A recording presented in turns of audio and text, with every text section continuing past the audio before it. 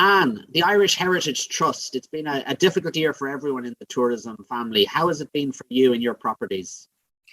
Well, hi, Owen. It's great to be chatting with you.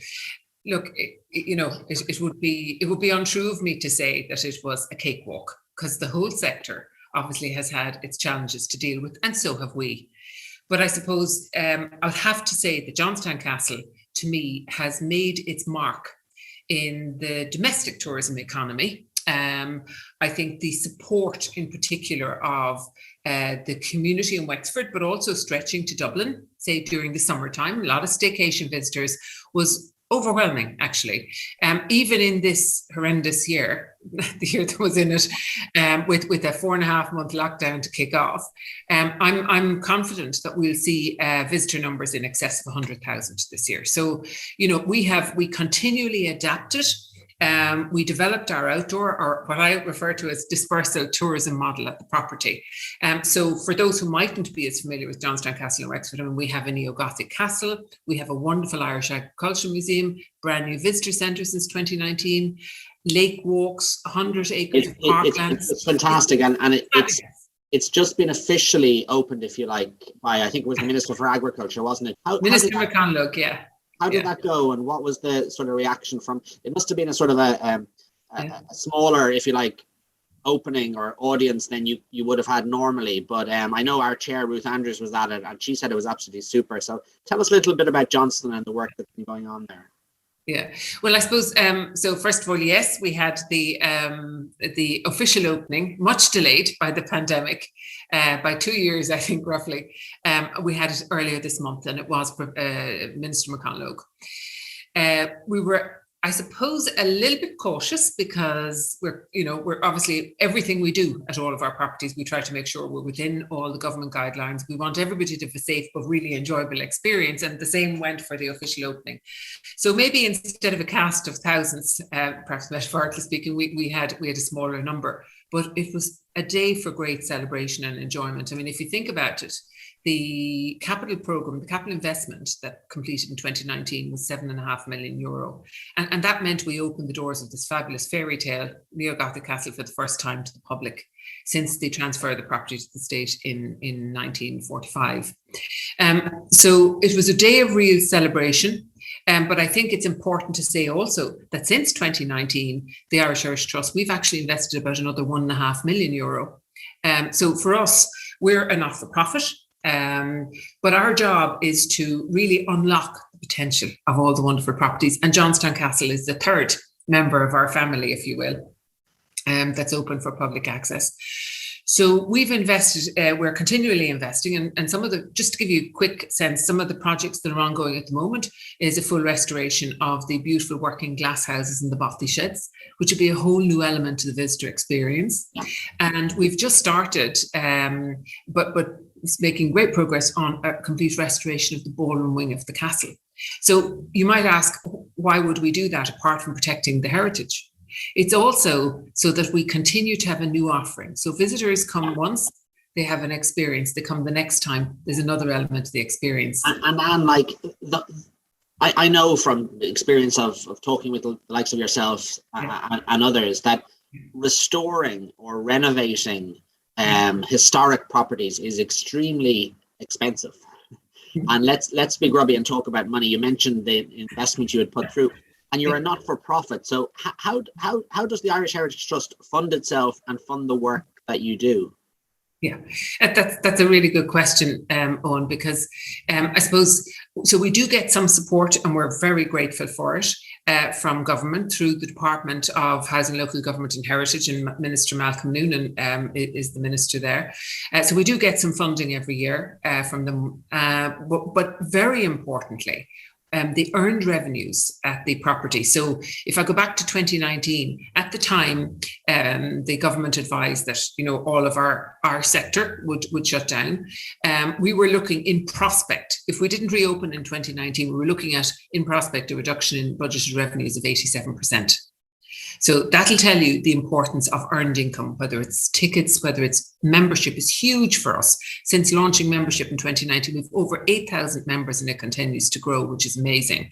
We have a member pays an annual sub and then gets access to all the properties within all the benefits, all the properties within Irish Heritage Trust free, and a discount for any of their guests that they bring. But they also get access to events, or priority access to events. There's a whole range of benefits. So it's really wonderful.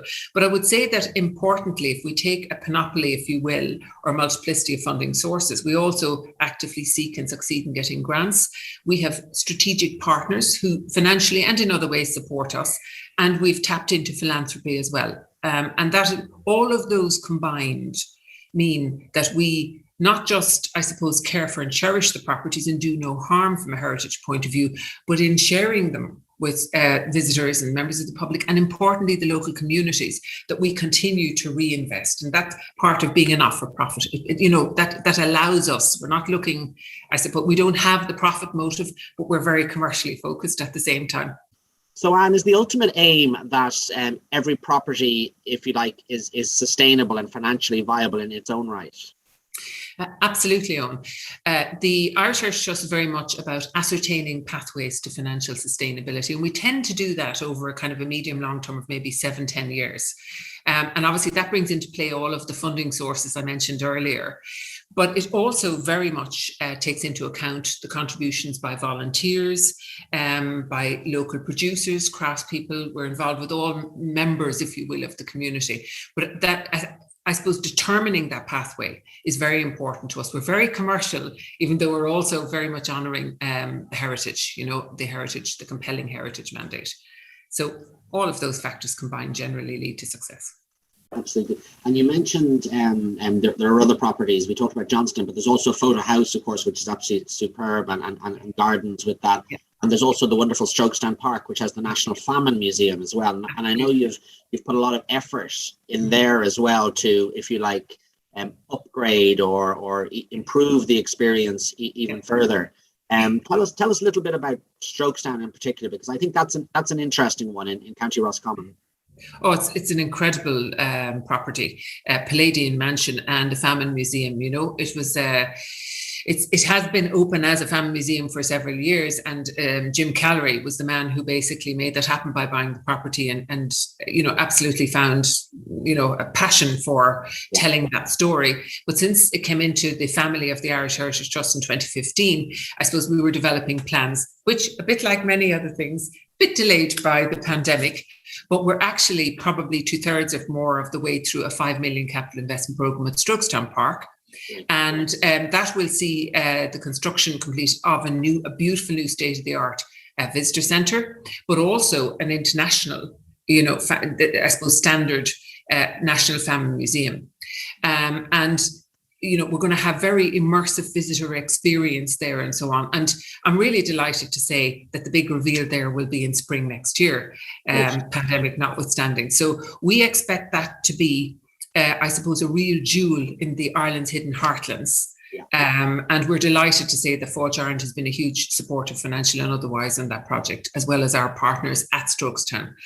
So it's really exciting. I mean, that's advancing well, and we're hopeful that we'll be starting at our property in Dublin, Parnell Square, in conjunction with our partners Poetry Ireland and Irish Landmark, with another 5.2 million capital programme early next year.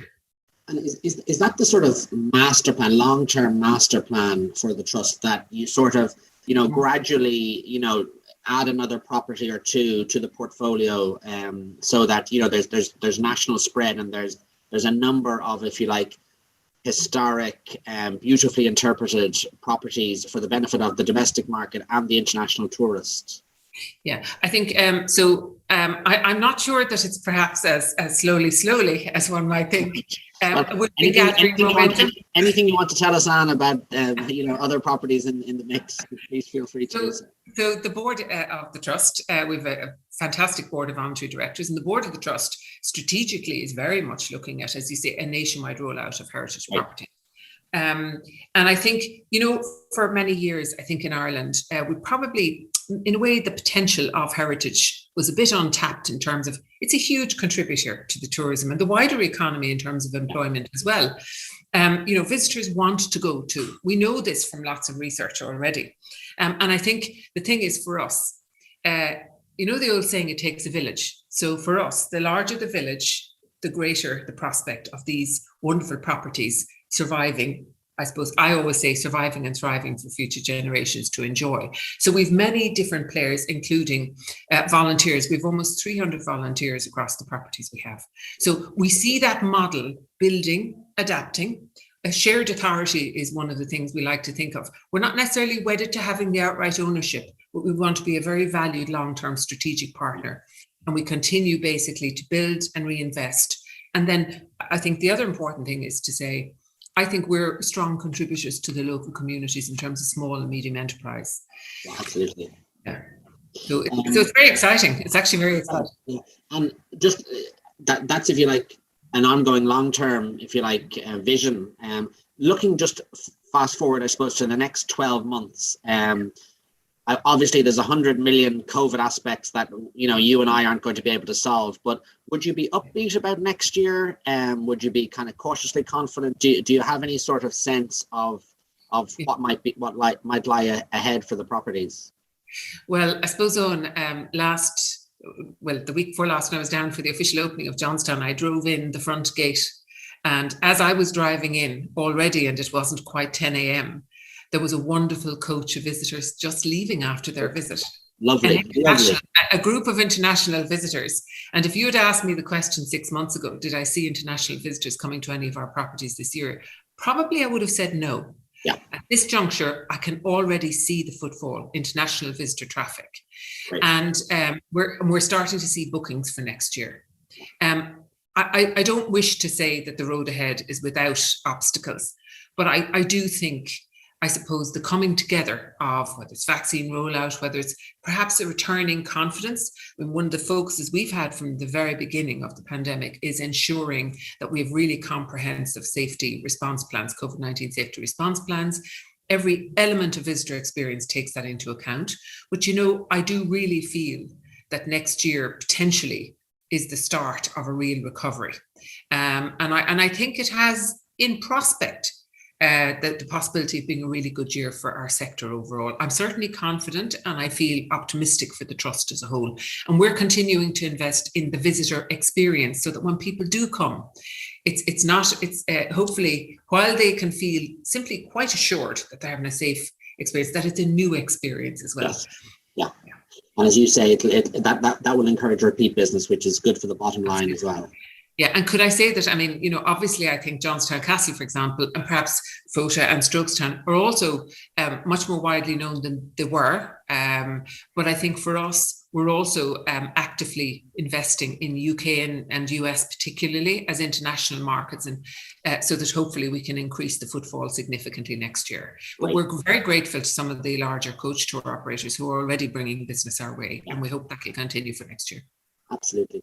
Thank you so much. I know the Heritage Trust is a relatively small team, so you and the team do wonderful work, and you're a key part of the tourism family, if you like. And it's a great example of reinvesting in the quality of Ireland's tourism product, which, as I say, can only benefit the domestic market and international tourists alike. So thank you so much. Not at all. Thanks very much, John.